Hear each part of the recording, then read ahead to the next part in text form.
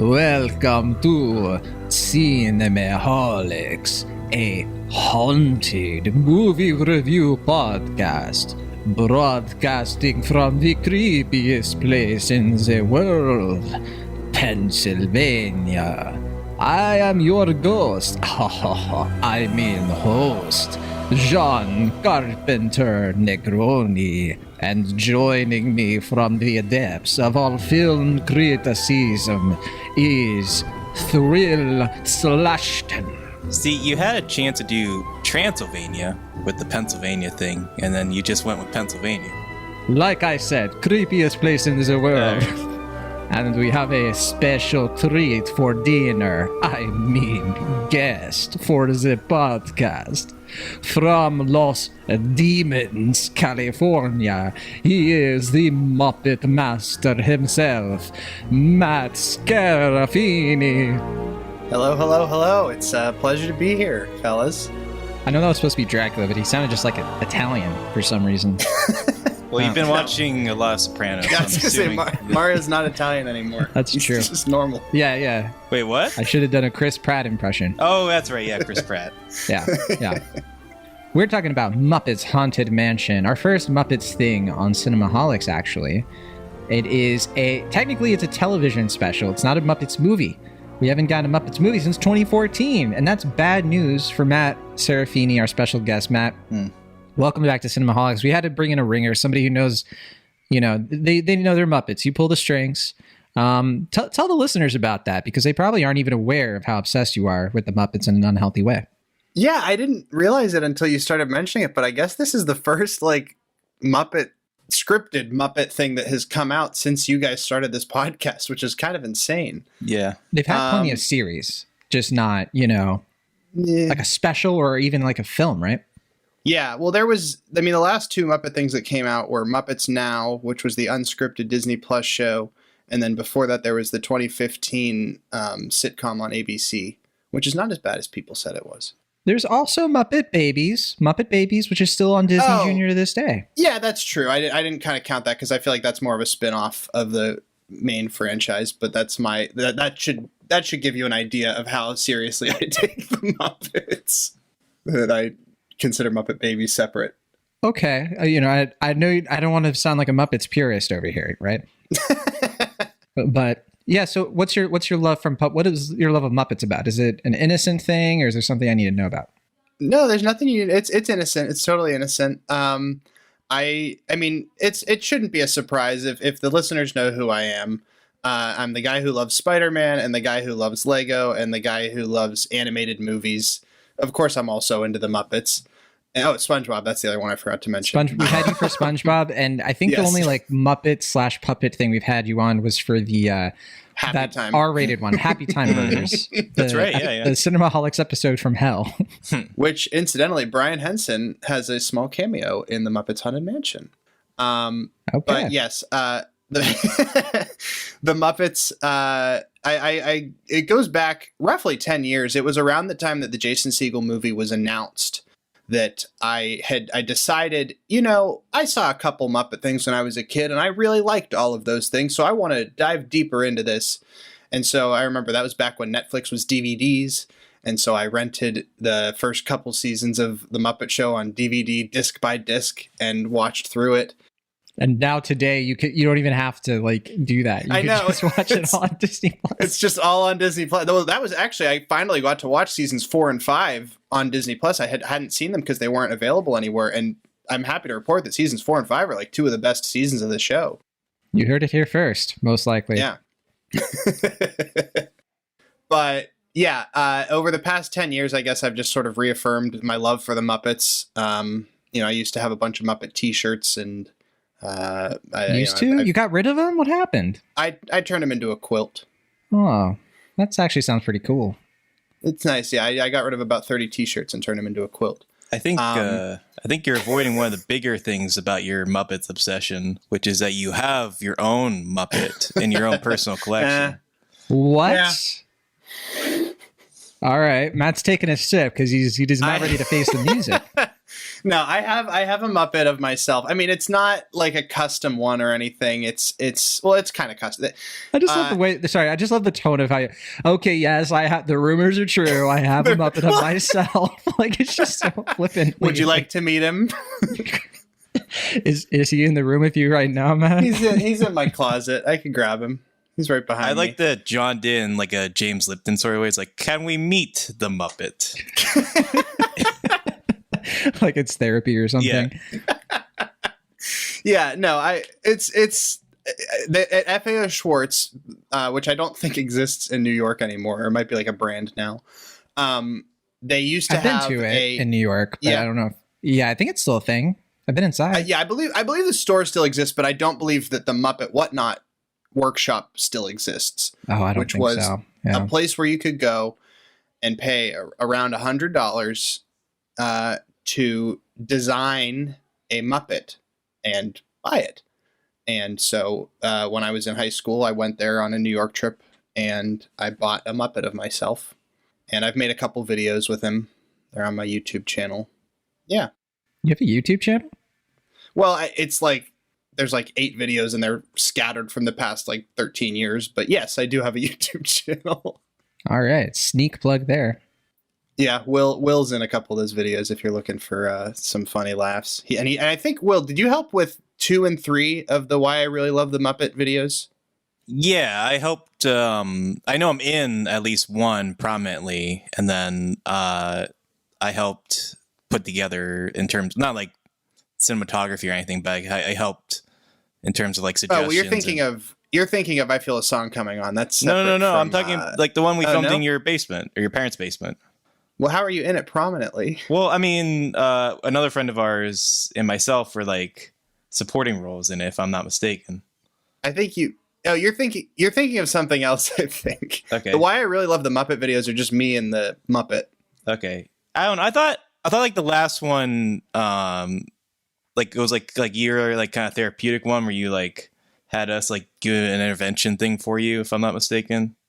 Yeah, but you and Dan were helpful as stand-ins for the other versions of me. Oh, that's right. That's right. Okay. I hope you cut this, John, because this is not going to make any sense. Because what I'm imagining right now is like it's like Sesame Street, but it's like Matt's Muppet and like Will Ashton, trying to like do his ABCs or something. I remember doing at least for like a shot or two some like puppeteering. You did, but again, it was because I was also on camera. Oh, right. Matt's going to get the Muppet. Here we go. It's happening. This is happening. I want to see it. What's the Muppet's name, Matt? It's Matt. It's just Matt. It's just me. It's just me as a puppet. He doesn't have a mustache. I have a mustache now, so he's a little out of date. Yeah. He's the old model. Matt, did I ever tell you that I did puppets like weekly for kids for like 8 years? No, I don't think you have. Yeah. You know me, church boy. I did puppets every Sunday for many years. Nice. And I loved doing puppets. I loved all the little tricks. I would like write little scripts, I'd come up with I'd make little characters. I kind of miss it. Like seeing you hold that puppet in your arms, it's like awakening something in me. I don't know. Puppets are fun. It's, you're making your hand talk. It's simple. The original form of entertainment, right? I don't know if that's what we'll describe Muppets Haunted Mansion, though, because this is a very modern thing, right? It's kind of weird, too, how it's like it's weird to me still seeing Muppets like in all of their vintage, charm kind of wrapped up in a very like modern sense of humor kind of special. It's on Disney Plus. So even the way you're watching it is not the way that I would have consumed a Muppets property any time in recent history. Like for me, like the last thing I saw that was Muppets Most Wanted movie theater. I had a big old box of popcorn, right? Of course. And I don't know, something about watching Muppets on a streaming service. I still feel kind of weird about it. Will, what's your Muppets baggage? We haven't talked about any Muppets things really on the show. Even the Happy Time Murders, I wasn't on that episode. I was still traumatized after watching it with Maverick Hines. Yeah, I remember you had a fairly eventful screening of that film for reasons I don't know if we've talked about in full on the podcast, but and I don't know if we ever will. I've talked about it in full with my therapist. Sure, yeah. Matt's Muppet. Yeah. So my history with the Muppets, I remember fairly vividly that one of the first theater going experiences I had was seeing Muppets from Space. At least one of the ones I was fairly cognitive of. So I always have some nostalgia for that film. I know it's considered a lesser Muppets film, but it is. It's probably the worst one in my opinion. But did you saw any of the ones before, like on home video or anything? Or? Well, that's what I was going to say. Is that following that film, I grew a appreciation and fixation on the Muppets, at least to a mild extent, not to the same extent that Matt had. But I grew to really love the Muppets movie, which I have since seen several times, and the other subsequent Muppet films I have watched. Maybe not as much, but I certainly have a soft spot for all those films. The only Muppets film that I can say quite definitively I do not enjoy is, and have not finished, I don't think, is Muppets Wizard of Oz, which I believe is from the same director. Not a film. It's a TV film, right? Well, whatever you want to call it, it's not good. And it's Okay. I think it's you owe an apology to Muppets from Space if you consider that the nadir of the Muppets film history, because Muppets from Space I think is a. I got to defend John though. Muppets Wizard of Oz is not a film; it's a TV special. Sure, but it's 90 minutes, right? It's like a full production. Is it 90? I'm looking up the runtime. I think it's a TV film. I don't think it's one of the TV specials. But it's confusing because there are two TV films that the Muppets did. Muppets Wizard of Oz, and it's a very, very merry Muppets Christmas. Something. It's. I think that's how you say it. Those came out early 2000s. Yeah. Same director as Muppets Haunted Mansion. Yeah. Muppets Haunted Mansion, all three of these are directed by Kirk R. Thatcher, but Haunted Mansion is considered a TV special because it's only 49 minutes. Yeah, no, that one's I consider this one a special. I consider Muppets Wizard of Oz a film, a TV film, but a film. It is a TV film. Yeah, it's I looked up, it is 72 minutes, so I will concede that. I got to make one correction. I actually haven't seen all of Muppets Treasure Island, but I think that's the only one I haven't seen in full. That's a good one. Yeah, I've heard it makes sense, but I must confess and lay all my cards on the table. I haven't seen Muppets Treasure Island. I saw it when I was very, very young, but I don't really. I've seen the opening of it. I saw it several times as a kid. Well, I saw it in kindergarten. I even had the Kermit little fake tattoo where he's nice. Whoever, I don't forget which character he is in that too. But yeah, it was a good movie. But for me, the quintessential Muppet movie that made me love the Muppets was the Muppet Christmas Carol. That was my introduction to the Christmas Carol, because when I was watching that as a kid, I was like, Charles who? Yeah. In terms of Dickens, it's the best adaptation. I was gonna say, unironically, that might be the best film adaptation of the Muppets. People kind of say that of Christmas Carol. You mean of the Christmas Carol? Yeah. Some people say that sort of satirotically, but I think it might honestly be the best one. It's really good. Yeah. It's really good. I didn't watch any of the original Muppet movies until later. I think because I loved the Christmas one so much, the Christmas Carol. I remember when I was getting a little bit older, I was elementary school. I remember getting into some of the actual direct-to-video releases that they would put out. I think it was Muppet Classic Theater where they did I had the VHS, right, where they were doing classic stories. I remember King Midas. Kermit was doing the King Midas thing, and it was sad. And then they had the Rumpelstiltskin thing, and as a kid, I was just I love these stories, but with Muppets, it's even better. And then after that, they had all these. You remember how VHSs used to have commercials? They used to have trailers for other things. They had trailers and commercials in those things for the original Muppets movie. It's hey kid, Negroni, you ever heard of the Muppet movie? And I'm just no, what is it? And then that's how it all snowballed from there. I started watching those things. So Muppets rule. That's all I'm saying. Yes, they do. And people who there's nothing that bugs me more in regards to the Muppets than people who act as if they're just for kids, or if it's a franchise that specifically it's the Muppets are not only are they for all ages, but Jim Henson, when he created the Muppet Show in the 70s, his primary goal was to disassociate himself from Sesame Street because he didn't want to be shoehorned in as like the kids guy. And like the show is like made for adults originally, but it's just kid friendly. So, yeah. Yeah, I mean, the show was like a primetime series. It wasn't like a morning series like Sesame Street. So it was intended for a broad audience.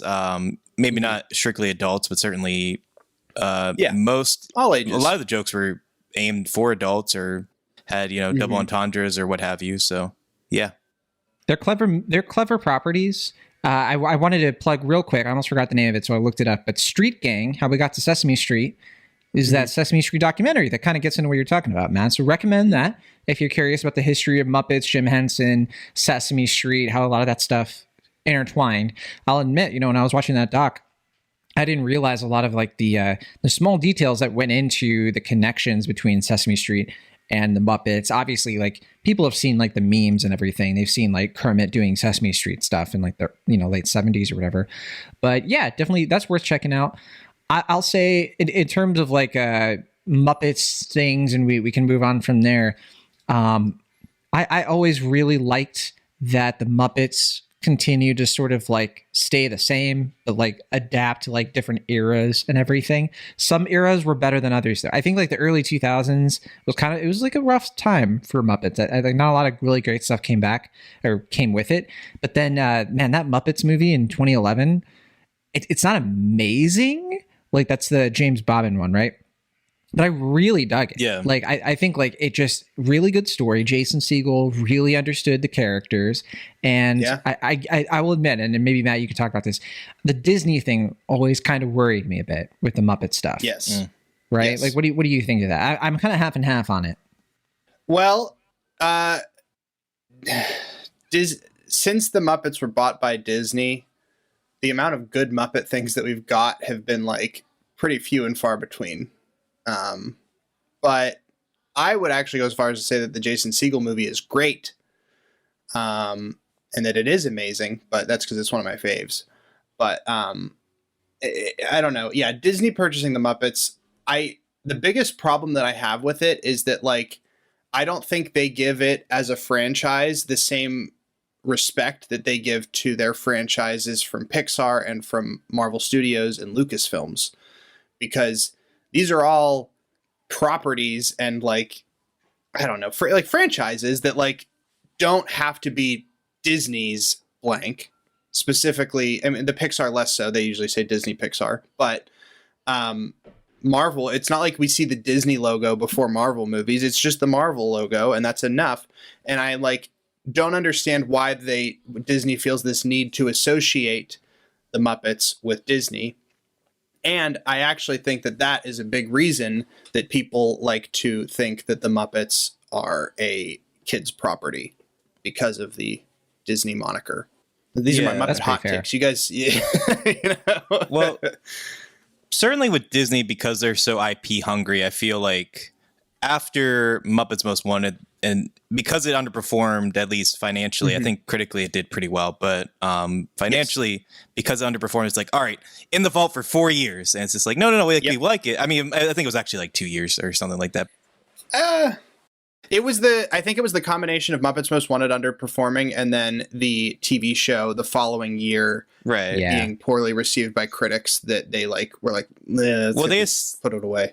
They just keep getting cold feet, and then they seem like unsure of like, well, what do we do with this thing? Like, we have it, we don't want to lose it, but it's like, well, what do we do with it? Do we do a show? Do we do like a web series? Do we do a Halloween special? Do we do another movie? And it just seems like they're so desperate to make it work under their terms that the property itself can't really thrive fully. And I don't think that's to say that everything we've gotten from Disney is bad. Actually, I think most of it has been decent to pretty good, if not even, like you said, good to great. But it just seems like they just don't really know or even really care what they do with it. They're just kind of just like, we'll do something every few years to retain the rights and keep it active, but they don't really seem to have much interest, notice, or care as far as what becomes of the franchise. And I find that more distressing than what the quality of these products would be.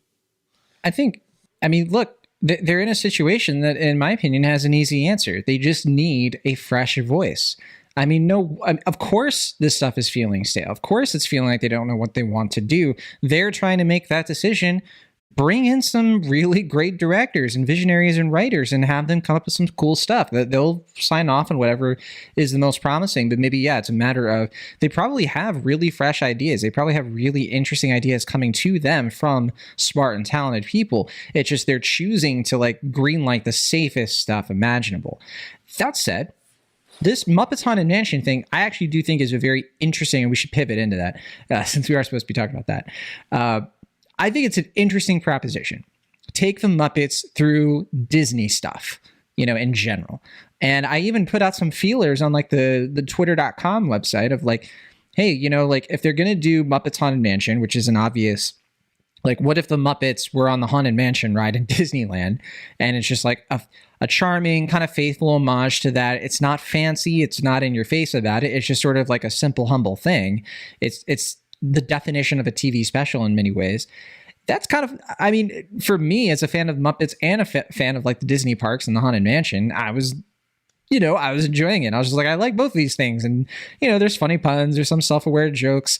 I don't feel like I watched this and got anything out of it beyond bare amusement. And, I was happy to see my friend Gonzo having a fun time with Pepe.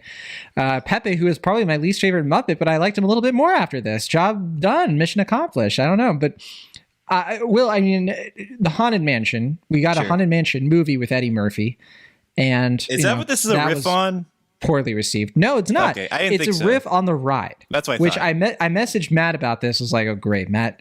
We got Will kind of elbowing his way into this conversation about the Muppets Haunted Mansion. Well, I just wanted to make sure You've never even been to the Haunted Mansion in Disneyland. So how did this come over to you? Well, I mean, I just want to make sure it wasn't a riff on the movie because, for one, the movie's almost 20 years old, and I don't think I've seen it in 18 years, so I don't remember it particularly well, and I didn't know if there were any like callbacks or anything to that. I assume not, but just on the off chance that both the movie and this special are based on the same ride, but that's as close, like it's like alternate universes. Right. There's nothing in the Haunted Mansion movie that's like, oh, it's its own creation that was separate from the ride that this movie is borrowing from. If there's anything that this resembles Haunted Mansion, the movie, it's something that Haunted Mansion was taking from the ride, if that makes sense. But I think, both the movie and the special are very loosely, from what I can tell, inspired by the ride, because the ride doesn't have like a plot or anything. It's just like, oh, it's a spooky mansion thing, and like you go around and like the heads move and all that stuff, and like listen to this guy talking like he's ridden the Haunted Mansion. John. How many times you've been on? There's no story to the Haunted Mansion. Is there a story to it? It's a tour. You're taking a tour through a haunted mansion. And it's a tour, scary. Right? Okay. I would say the Haunted Mansion from 2005. That movie probably is like 30% the ride. 2003, excuse me. Yeah. Muppets Haunted Mansion is like 85% about the ride. Like to the point it's like where in order and like you're everything. going through the actual ride in this movie, right? But in this special, Waldorf through a special. I don't know if this is a spoiler, but I think it's in the trailer. Statler and Waldorf's box is the Doom Buggy from the Haunted Mansion ride. It even breaks down, and it's the same like audio from the ride, which it always breaks down in that part. Like I've been on the Haunted Mansion ride a few times, and like every time it breaks down, like when you're overlooking the like 3 weeks ago today, I was there in that part, and it broke down. I know, Matt. I was right behind you. Were you one of the shooters on the duel? I was following you around, Matt. Ooh. But no, Muppets Haunted Mansion. You wait in line, Will Ashton. Let me set the scene for you. You wait in line for an hour and a half for a 2-minute ride with lots of gags. You already know the punchlines too because you've been on the ride before, and you do it and you love it. That is what it's like. And that's what it's like watching Muppets Haunted Mansion. It's like going on the ride again. I loved it. But with Muppets. Sure. What did you think, Matt? Did you like the Muppets Haunted Mansion? I want to touch upon what you said about it being a special and it actually being like a nice format, because I was very, very trepidatious about this project because, now that we only get Disney Muppet stuff like once every couple years, I'm like, is this one going to be good? I've been hurt before, but there's a lot of stakes. It's like, if it's not good, we're in trouble. Right. We're not going to get exactly. If it's not good, we're not getting anything else. Yeah. So Or if it doesn't do well, more specifically. They don't really care whether it's good or not, as Muppets Most Wanted shows. But I was really nervous about the special, but I was actually surprised to find that a TV special is actually a pretty good venue for the Muppets. I mean, maybe I'm just desperate for any content, but I thought it was a nice way to like feature a whole bunch of characters, a whole bunch of favorites, give us a nice little journey. It's easy to like get people to watch it because it's an easy sell. It's, very accessible. Instead of like, oh, hey, it's a 10 episode season. It's like, oh no, it's literally just 40 minutes long. You should watch it. It's pretty good. And they're selling it with the cameos, right? Like the normal Muppets thing. It's like John Stamos is the billboard of this, but you also get so many other cameos. I was really worried because for like weeks, the Muppet Twitter account has been like, look at this celebrity that's in the movie. And I was like, is this thing just going to be a parade of celebrities that the Muppets are kind of featured in? But I was very, very pleased to be wrong. Yeah, they're all background characters except for Taraji P. Henson, who's like an actual Taraji P. Henson and Will Arnett are like the only two characters who show up in like more than like one or two scenes. Darren Criss gets a song. He gets a song, but he's and that's it though. Yeah, it's like Darren Criss, hey, here you go. You have to sing because it's it's in your contract. Have you heard his voice? It's amazing, and then that's it. Yeah. But I was pleasantly surprised to really enjoy this special. I've actually watched it twice before this recording. So wow, that's dedication. That was partly because I wanted to. The first time I watched it, it was on a Zoom call, and I wanted to make sure I got to like actually watch it and not miss anything. But still, did you guys know this is one of Ed Asner's final like things that he ever did before he passed away? I assumed as much because they dedicated it to him too, which was nice. They did, yeah. I didn't know he was in it going in, so I found that to be emotional a little bit. Not like emotional. I'm sure, yeah. It was just like when I was a little bit stirring. He appears as a ghost. I mean, right. It was. I didn't want to like say that, but that's kind of what I was like getting at. It's in the trailer, like, but yeah. We didn't really get into the story of this, and I want to know what Bill thinks about the special in general. But the story is like very basic. We already kind of mentioned it's like you're going on a tour of the Haunted Mansion, but through the perspective of Gonzo and Pepe. So Gonzo and Pepe have it's Halloween. And instead of going to like the big Halloween party, there's a big fuss, and I thought it was really fun. Like we get, they're on FaceTime or whatever. And again, like I was saying before, it's like that sort of like modern flair of it is like, that's Muppets, like doing their own spin on it. But like Kermit, you see Kermit and Miss Piggy, and then you see Chef, and like they're all just kind of like, they're all having fun at this annual Halloween party. Chef. What kind of name? Yeah. I was going to bring up Swedish Chef. What? Swedish Chef. Yeah, I just said chef. I mean, he's the chef. John Favreau. Swedish chef. He's the Swedish chef. Yeah, Swedish chef. Okay, okay, all right. Yeah, Muppets but no, I mean, nerds. one of my favorite moments in the special is Swedish Chef just coming out and with the chainsaw, just running around. Yeah. Was he getting the apple or I forget? Trying to get some pumpkin. Pumpkin pancakes. Pumpkin. Yeah. But they're having fun at this Halloween party. I actually had a thought. I was like, man, I kind of want to. Can we stay on that Halloween party for like a minute? Can we come back to it later? And we don't. And I was like, dang, that was kind of. Now, that said, we do get Kermit, Miss Piggy, Fonzie. Like we get all the main characters. Like they all get like little bits here and there, right? I think Beep, what's his name? I forget that Muppet's name. Beaker. Yeah. Those two guys, they get like a quick thing. They're probably like some of the funnier ones to me in terms of like when I always love them in like the different Johnson Muppets and Beaker, things. Yeah. But like that's that. But like Gonzo and Pepe are like, we're going to this haunted mansion, and it's actually haunted, and they have to survive, and face their fears. Like there's not much to it. Will Arnett is their ghost host, and he's just sort of like, if you can survive one night, and it really is just like you're going through the ride. They're just going to like the different rooms. Gonzo has to face his fears on certain things. There's not much to it. Pepe just wants to go to the famous people's rooms. It's hilarious. Will, though, I mean, I'm sure you have some sharp, critical knives and daggers to throw at this thing. So have at it. I don't know if I do. I mean, I didn't really have any big expectations going into this, though I was sort of amused when I found out about it. That's like, all right, we need to revive the Muppets. We need to keep it going. We got to keep it popular for a new, young generation of film and TV lovers. What two Muppets are we gonna get? Gonzo and Pepe, everyone's favorite Muppets. I like Gonzo is becoming a favorite because a lot. Gonzo was in the news, earlier this year because Muppets Babies kind of like had this whole thing where he, is kind of like hinted at of like he likes to wear dresses, and so he's kind of more like gender non-binary. Yeah, there was this whole kerfuffle where it's like, Muppets being progressive or whatever. Right. It's like, okay, they've always been pushing the edge of certain things. Well, but, I just mean that Gonzo in general has just kind of been a controversial Muppet because, like, we don't know who he is. We don't really know his full deal. I like Gonzo for that reason. We don't know who this guy is. You're right. Strike Muppets from space from. Well, that's what I mean. Because it's like, what if he's an alien? Then they're just like, no, he's not an alien anymore. He's just a weirdo. Weird. Yeah, he's just weird. Gonzo. He's a weirdo. Yeah, he's my buddy. Yeah, I do think we should note for the listeners that Gonzo is also the only, as far as I'm aware, he's the only of the original like main Muppets that is still performed by his original puppeteer, Dave Goelz. Oh, really? I did not know that. Wow. Yep. That's really cool. Everybody else is somebody else now. I mean, you can kind of tell. Well, I don't want to, not to say anything, not besmirching anybody, but like Kermit, I hear Kermit's we haven't had a chance to get used to the new Kermit yet. That's my big thing so we far. can admit it.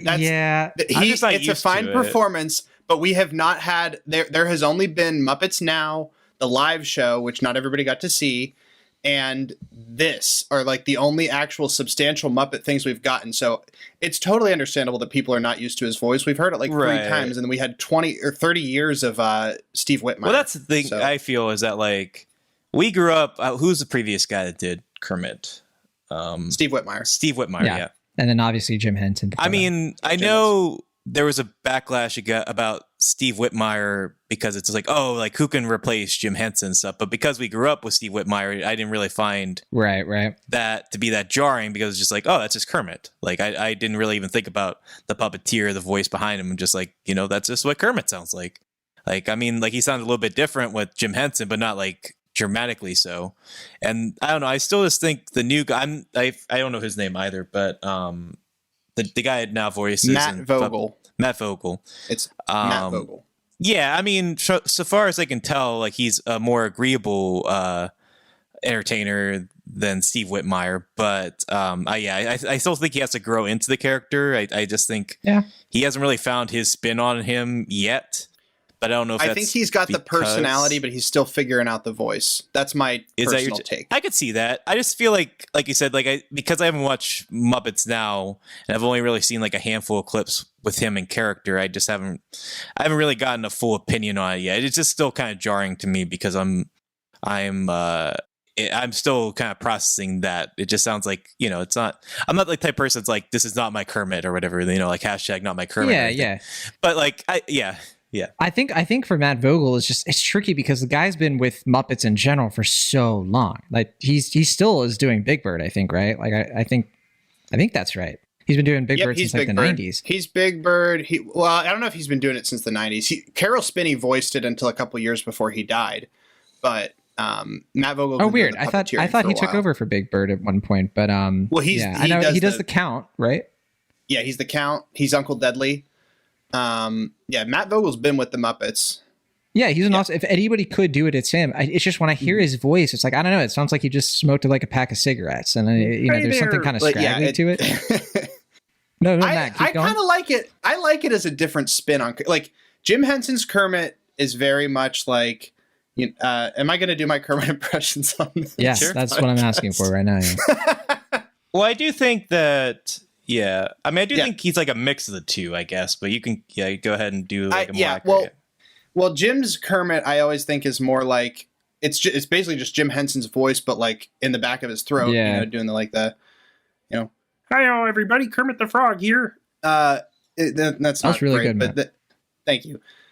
Whereas Steve Whitmire's is a little, I always thought is like a little lighter and also a little friendlier. I think Steve Whitmire's Kermit is really friendly, whereas Jim Henson's Kermit could like kind of be a dick sometimes. Like he also seemed I kind of like. He kind of has this like that 70s show basement vibe, like he's friends with Eric Foreman kind of thing. Where Steve Whitmire's like, hey, I'm your pal, I'm your buddy. Right. Yeah. I always felt like the Henson one was kind of like self-defeated in some ways. Like he's just like kind of overwhelmed, but he's like trying to get everything going, but he's also like Matt said, like, oh, this is just not going well. Right, but he's like the epitome of that like Cookie Monster like ABC thing he's trying to do with that kid. Not and a she cookie. trolls him. Yeah, right. But he's like, but like you say, it's like the Hence one's kind of pushy. Like he has a little bit more of an edge to him comparatively, Yes. whereas the Whitmire one is just like, golly gee, like we got to get the band together, like like Hey Yeah. everyone. right. Yeah, it's much more like Hi ho folks, Kermit the Frog here. yeah. That's It's Steve chirpy. Whitmire's.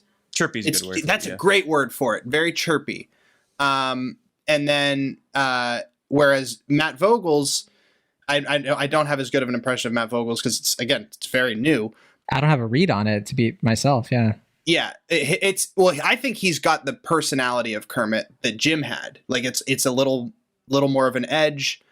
It's again, we obviously haven't had a ton of material to like get to see this, but I did get to see the live show, and I've watched all of Muppets Now, and so those are the two places that he's a little more of a guy that they know rather than like their best friend. Yeah. Like, It's my buddy he's- Kermit. Get over here. Yeah, It's my friend Kermit. He's getting in here, Yeah. Kermit. He's like, Hi ho. My girlfriend's a He's- pick.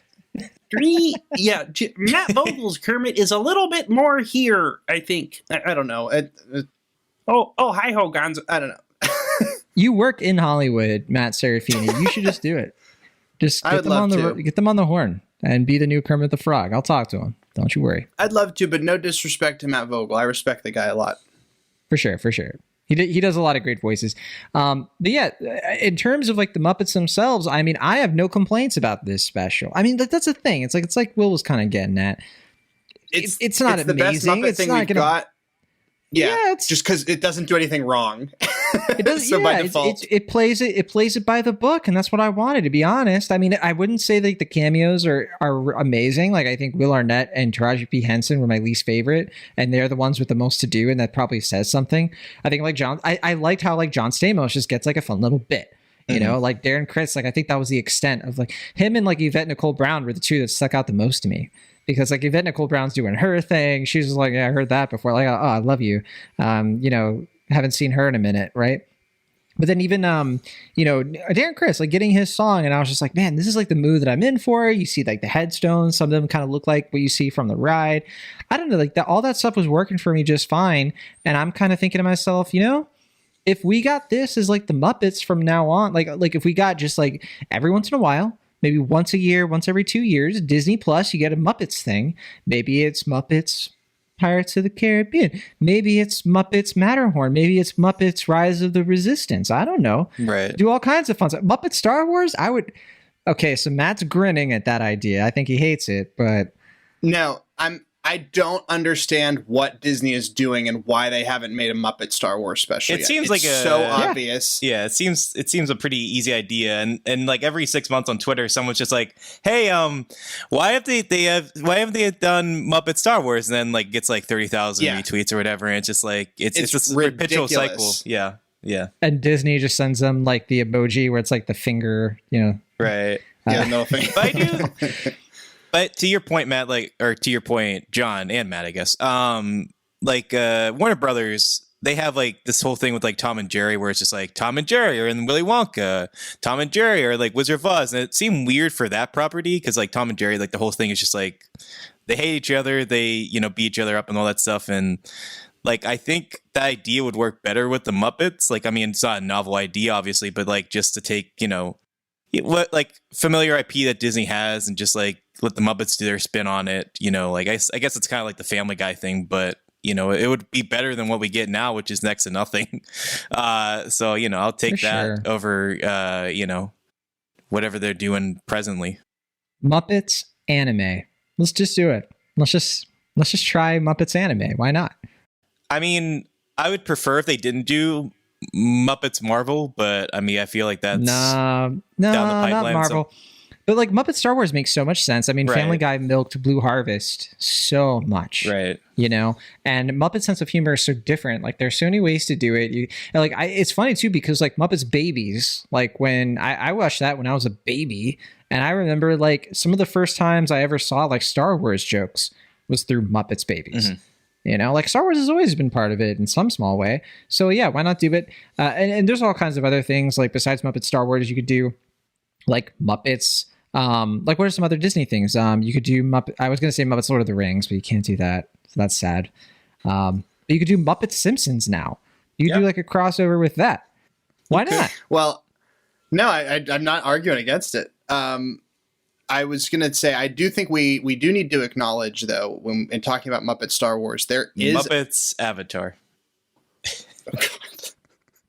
There is an episode of The Muppet Show that came out a few months before Empire Strikes Back that is hosted by Mark Hamill, but it's a Muppet Star Wars special. And it features C-3PO and Chewbacca and R2-D2 all in the episode and this is like at the height of Star Wars too, right before Empire Strikes Back came out, and or I guess the height of the original Star Wars. But are you talking about the holiday special? No. I'm talking about the Muppet episode. There's an episode of the Muppet Show. Oh no, wait, yeah, Star Wars. You did tell me about this. I remember. Yeah. Honestly, guys, I recommend it. It's a great episode. But anyway. They still should make a modern Star Wars Muppet special. Absolutely. Well, in general, like, should there be, because that was the thing. The Muppet Show was a variety sketch sort of format, right? So, like, that's not what they do anymore, obviously. I think, like, the Muppets 2015 kind of killed that. They tried to do a version of that mixed with, like, 30 Rock and The Office. And, like we already mentioned, the critics and audiences were like, who cares? But is that kind of something you see like in the future of these sorts of things, or is it more of like, let's adapt popular things that are already popular? Because they can't do the Muppets movie again, where it's like the Muppets haven't been around for a while, let's do the Muppets again, and it's about the Muppets coming back. They did that. So like there aren't a lot of other options in terms of like, let's just celebrate the Muppets for the sake of it. At the same time, I'm kind of like, I just want like an original kind of Muppet story too. Like, let's the Muppets have fun. And like, what if it was, like the Muppets, reality TV, like the Muppets like are in a house and they, it's like The Bachelor or The Bachelorette or American Idol, or I don't know, like do kind of fun things where like the premise or the gimmick isn't original, but like, the circumstances from there are like, there's all kinds of stuff you can do. I don't know. I feel like we should be pitching this to Hollywood right now. Yeah, there's a lot of different avenues that I could see the Muppets going down. And I really wish that Disney would I'm so desperate at this point that this special was like, it's like the end of a drought. We got something good from Disney, Muppets related. That doesn't happen super often, and not that they put out a lot of bad stuff, just more that they don't put out anything. Right. And I think if it were up to me, I think that the best way to handle the Muppets right now is to just do what works and make a new variety show with them and because the thing is, it is a variety show, the original Muppet Show, but there is a plot to every episode, which is backstage, like something's going on, and it interacts with all of the acts, which ends up adding to the fun of it. Like there's an episode where Beaker and Bunsen have this super glue when Gilda Radner's the host, and so everything starts getting stuck to everything, and so the final number is Gilda Radner with like 4 Muppets attached to her as she tries to do a tap dance, and it's like, it's just completely ridiculous, but fun. And it just escalates and it builds. And I think there's nothing like that on TV right now. And so like, even though it wouldn't be original for the Muppets because it's a format that they've done before, it would still be something original within pop culture. And that's why I think that they should just bring back the Muppet Show in its original format. The original format. I don't know. Yeah. Muppets SNL? Yeah, that's the thing, is they don't have to have it be like in the theater in the way they did. Like they could do a modern version of that format, which they did do in the 90s. Muppets Tonight was the Muppets doing a TV show a la SNL. Right. Like, what if they did like a late night special kind of thing? Is that where you're sort of... that could work too. Yeah, I just give me Muppet content. Disney, please. Matt, calm down. It sounds like you're jonesing. You're scratching your chin, your neck a lot for this Muppets content. Don't forget the Muppets were actually on SNL like during the early inception of the series. Wasn't quite the Muppets, but sorry. Well, Jim Henson was involved. That. They were Jim Henson creatures. Yeah. Yes, the writers hated it, and the Jim Henson, the guys hated it because the writers hated it, and so Yeah. But I still think my hat or my ticket in the hat is to put the Muppets at the Oscars and just have them host it. I mean, I imagine technically it's a big pain in the ass, but they don't have a host now, and it's been like 3 years without a host. Why not just throw the Muppets? I do a different Muppet for each like segment. I think last year was the year to do it though, with all the I COVID agree. protocols. Yeah, True.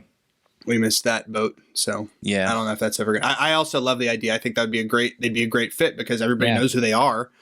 But I don't know if they'll ever be smart enough.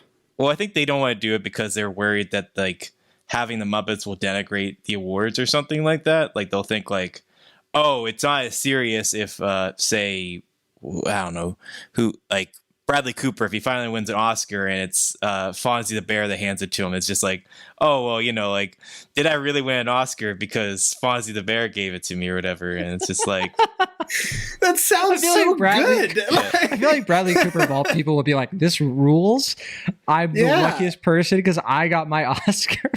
Can you I just imagine? want Sean Penn to like introduce an award. Yeah, with, yeah. like, Pick somebody else. Like if it was like Clint Eastwood. Yeah, Clint Eastwood. Oh my God, Clint Eastwood talking to Pepe the King Prawn. Come on, man, that's funny. Yeah, well, you're writing masterpieces here and calling them sludge. So I don't. No, I'm not. I'm saying that's why I think they don't want to do it. I'm totally for it. I think they should be doing that. Yeah. Yeah, that's totally fair. I say Muppets teen comedy. Put the Muppets in high school. No, you're wrong. No. You're right. Not high school, college. Muppets, college, fraternity, sorority, shenanigans. Like, I don't know. You could do all kinds of, I'm exasperated. And it's because we're talking about stuff that's never going to happen. Or if it happens, it'll be a long ways out. But in terms of Muppets Haunted Mansion, it sounds like we're all pretty like favorable on it. Like we're not over the moon. We're not losing our minds over it. But are you not favorable on it, Will?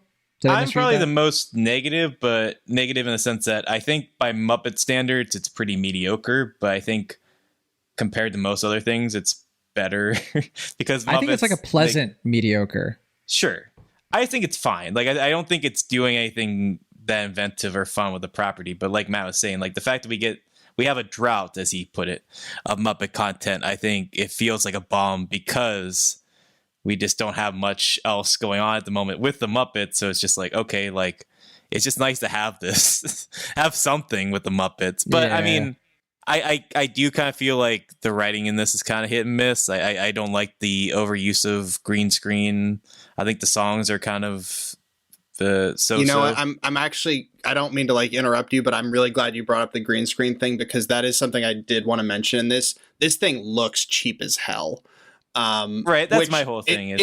It almost looks so cheap that it's deliberate.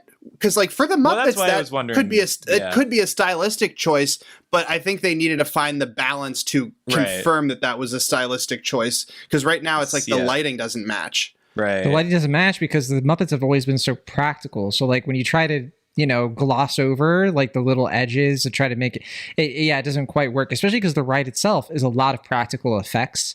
Yes. So it's kind of it's a lot of mismatching. Right. Well, I assume. Because I think they shot this in May. Like I'm assuming with COVID and stuff, they just wanted to be more practical and just like it's safer. We can kind of film in a bubble easier if we just do it on the green screen, especially for the safety of the actors and the puppeteers. But at the same time, like Matt's saying, like if they're going to do that, they kind of have to go one of two ways with it. They either have to kind of acknowledge that like, yeah, this is kind of crummy looking, whatever, where the Muppets deal with it, or they have to like really lean into it and like make it look better, I guess, or like put a little bit more effort into making it look respectable. And I feel like they're kind of going in both directions at the same time and not really finding like you said, a happy medium. Yeah, the company that like has made some of the best spectacle CGI fests of the past decade also released this. Like it's just and the thing is it doesn't like I don't think it really takes away from it too much, which is why it's not that big. Like if it means that we get to keep getting Muppet specials, they just like look a little cheap. Frankly, I'm fine with that because the Muppets have always like looked a little cheap. That's like part of the fun. That's not why I'm watching these things. Is for like cutting edge. It's for the writing. Yeah. Agreed. And I think like for me, Will, I guess you were hinting at this. I actually thought some of the jokes are really good, but like some of them weren't. I think like my favorite joke is like you get a point where like Pepe is like looking at his phone and talking about like, you know, try to like text with girls and stuff. And like, that was hilarious. Like, and it happens kind of early too. And I was like, oh, dang, like a little too early for a joke that good. And then the rest of it, I don't know. But, yeah, the fact that it's 49 minutes though, it's like there's not enough. There's enough good stuff happening that like I don't know. I did get annoyed. Right, and I like that the plot is so loose, so we can actually have Muppets that we haven't seen in who knows how long in this again, which is fun. There's more avenues for just inviting like Muppet cameos in a way that I feel like the other recent Muppet properties have been kind of more. What's the word, like less able or less willing to do it because they just don't have the time or availability. I guess they're giving you the popular ones, whereas this is like, hey, let's bring in some more. Like this has like a couple direct nods to the original Muppet Show. There's an at the dance sequence in this movie. It's great. Yeah, to the point where I was seeing it, I was like, oh my gosh, I feel like I haven't seen those two in like forever. Like it's been a long time. So yeah, it was cool. So yeah. Pleasant special. Did you guys have anything else before we get into our little game? Last words? Anything else to bring up? There's a game. Yeah, Matt doesn't know. Yeah. You'll don't be too alarmed. It's I'm excited. It's something controversial. I love games. Yeah, I don't know. I mean, I think it's like I said. I think we said before. I think it's fine. I wish I had stronger feelings about it, and I feel like I'll kind of forget about the whole thing later on. But, as a temporarily kind of return to the Muppets from Disney, it's just nice to have this, I guess, as a little reprieve from, next to nothing. I haven't seen Muppets Now or Muppets Now as it's formatted. That's not very good. Yeah, is it not? It has a couple good things in it, but it's like it's unscripted, which again, what makes the Muppets so good is their writing. They're supposed to be very sharp humor. Well, when we talked about it before, you were kind of like teeter-tottering between whether it was good or not. Like you were kind of like, now that we have something better, right? No, I agree. I know. I'm asking as like a follow-up. Yeah. No, absolutely. Yeah, that's my answer. It's like I was like happy to have it because it was nothing else. But ultimately, like I would much rather have something like this. And we should note that this starts out with a nice, shiny new The Muppet Studios logo that they have debuted with this special. And that's true. To be like, so perhaps a new branding from Disney. They're going to actually allow the Muppets as a franchise to be its own thing. Time remains to be seen. Yeah, let's get it to the point where it's its own thumbnail on the Disney Plus app. That's the goal. That'd be great. But yeah, as of right now, I mean, I haven't seen any of Muppets Now. I know Kirk Thatcher, the director of this special, was part of that, and I mean, it's all. I'm sure it's just okay. But all that said, Muppet Haunted Mansion's on Disney Plus right now. Part of the reason I think that it's easy to sort of be like, yeah, it's Muppets. You might like it. It's kind of easy to be favorable on it because it's so accessible. Like you don't have to go to the theater, you don't have to buy a ticket, you don't have to do all this. You don't have to go through like the hoops. You just sort of enjoy it right now at home, family, and all that fun stuff. Especially if you're a big Muppets fan, this is a no-brainer to check out, see if you like it. Now, in terms of our little game, Matt Serafina, you don't know about this, but Will and I, we've taken up a new pastime. And that is guessing the Rotten Tomatoes score. And it can be difficult because sometimes he succumbs to societal pressures. He has a reputation to protect. Sometimes he peaks at the Rotten Tomatoes score. It's difficult to manage and to, try to enforce the rules here. But, we do our best. Now, that said, he didn't peak this week. That's for sure. And I trust him because Will's an honest guy. But, Matt, I don't know. Have you seen the Rotten Tomatoes score for this movie yet? Okay, that's good. You have not. I have not. Yeah. Thank goodness. Because we're going to guess, and we're going to see who's the closest. We're going to guess the tomato meter on Rotten Tomatoes and the audience score. And we're going to start, since you're the guest, Matt, you're going to have the disadvantage of going first. Naturally. Of course. I mean, Will's the pro. He usually wins. And, he's a humble guy. He doesn't rub it in people's faces until after the show. That sounds like Will. Um, sorry, no, that's slander. Will's an upstanding person, but yeah, Matt, go ahead.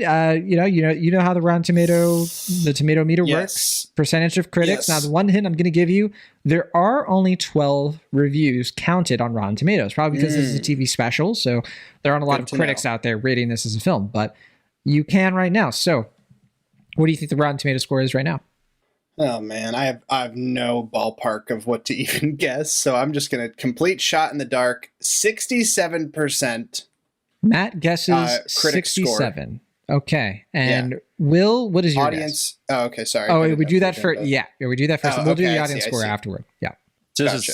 So this is the critic score. The critic score. Let's do it. I'm gonna go high and say that's 86, just because I don't think everyone is positive, or I don't think everyone's like super positive on it. But I think more often than not, everyone's just like, yeah, it's fine, whatever. This is why Will is the reigning champ. He usually gets this right. He's pretty close. It's at 92%, not super close, but closer. 92% on Rotten Tomatoes, and I actually looked up what the other Muppets movies have gotten on Rotten Tomatoes. And I'm curious if you guys are going to find these surprising, but the highest ever is the Muppets 2011 with 95% on Rotten Tomatoes. And then the second highest is the original Muppets movie. Yeah, that's what I figured. From the late 70s. That has an 88%. Then it's 83% for the Muppets Take Manhattan. Wonderful. I love Muppets Take Manhattan. Wonderful. So good. And then after that is Muppets Most Wanted from 2014. And then The Great Muppet Caper, the sequel to Muppets movie, that has 74%. Muppet Christmas Carol, which is 76%, should be much higher. What did you say? What Most Wanted up. was? What was the percentage on Most Wanted? Most Wanted was 80%. Huh. And then I mixed it up. Sorry, after Muppets Most Wanted, then it's Muppet Christmas Carol at 76, then Great Muppet Caper at 74%. So apologies there. And then last is, the last two are Muppet Treasure Island with 70 and Muppets from Space 63%. And Muppets from Space, that's generous, like 63%. But we don't have to rant about that. But let's do the audience score. Will, this time you go first with the disadvantage. What do you think the audience score is for this one? 50 plus ratings. I'm gonna say 72%. Okay, and then Matt S. You said 72, Will? Yeah. I'm gonna say 88. Will continues to prove this is why he can't be beat. 74%. 74. He knows. I don't know. He has like a sixth sense for it. Maybe next time, Matt. Maybe next time. Yeah, maybe next time. No, I will say Price is Right rules. I won the first one. That's true. Somebody else has mentioned Price is Right rules before on the show. It's like, can we do it by that? But yeah, no. Will, you can go ahead and take your bow. But that is Muppets Haunted Mansion. Again, it is now available to stream on Disney Plus. It's just 49 minutes long. We'll end the show here, but for Matt Serafini, we want to plug your stuff. I mean, obviously you co-host It Ain't Ogre Till It's Ogre with Will Ashton, one of the greatest podcasts on planet Earth. What do you guys got cooking in the It Ain't Ogre universe? Very sweet. Will, do you want to share what we're up to this month? We're going to be recording this weekend, I think, right? Yeah, I mean, we don't have to give away what we're doing, just that obviously we're doing a Halloween episode, and we're going to record that this weekend, probably have it out in the next week or so. So by the time this episode's out, it'll be released pretty soon thereafter. So look out for that. Yep. And check out the other 9 episodes from the season. I think we've had some fun ones so far. Definitely.